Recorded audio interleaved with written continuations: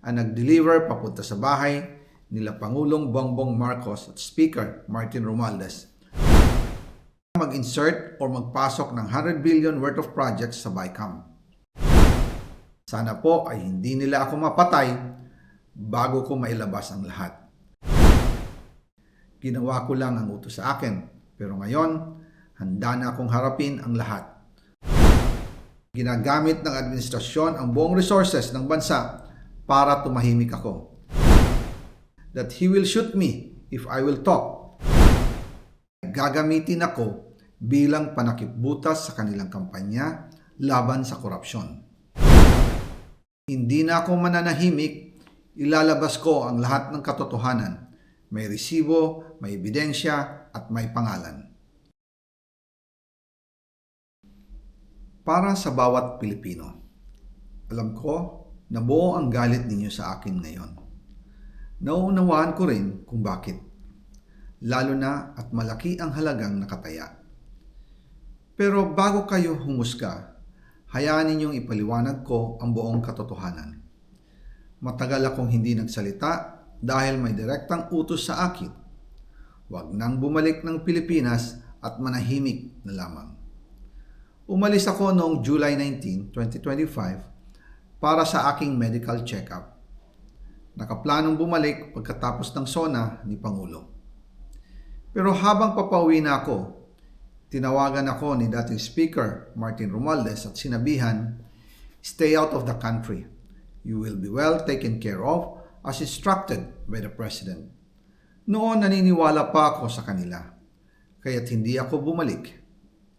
Tumikom ang aking bibig, sumunod ako, pero ang hindi ko alam, ang ibig pala nilang sabihin sa aalagaan ka namin ay gagamitin ako bilang panakipbutas sa kanilang kampanya laban sa korupsyon. Ginawa nila akong poster boy ng kanilang sariling kasinungalingan.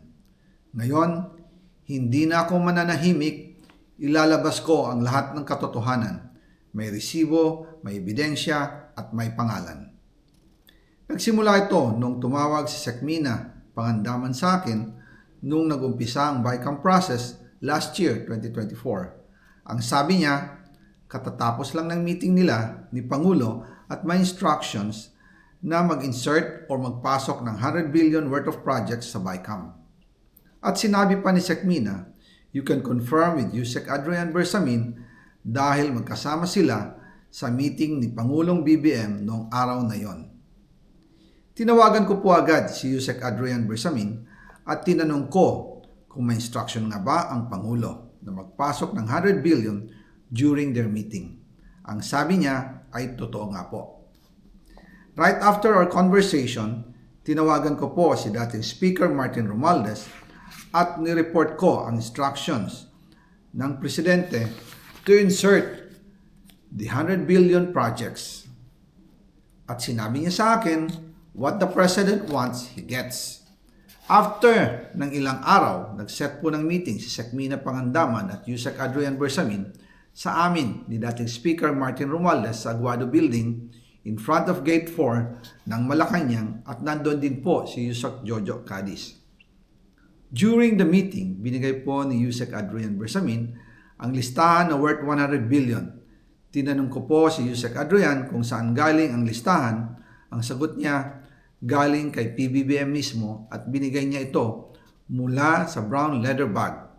Nung sinabi po ni Yusek Adrian Bersamin, yung brown leather bag, naalala ko noong nasa Singapore kami right after the elections of May 2022 sa Hilton Hotel, kami ni dating Speaker Martin and PBBM habang pauwi at pabalik ng Pilipinas, hinabol ng PSG ang brown leather bag at ang sabi ni PBBM, maiwan na lahat, wag lang ang brown leather bag. Kaya naniwala ako na utos talaga ito ng Pangulo.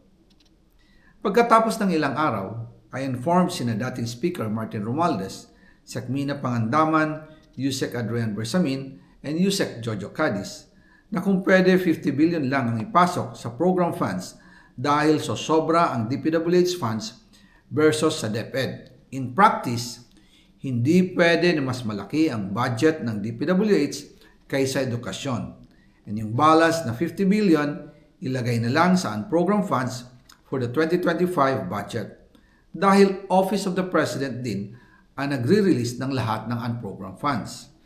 Pagkatapos ng isang araw, tinawagan ako ni Sec Mina at sinabi ang mensahe ng Pangulo.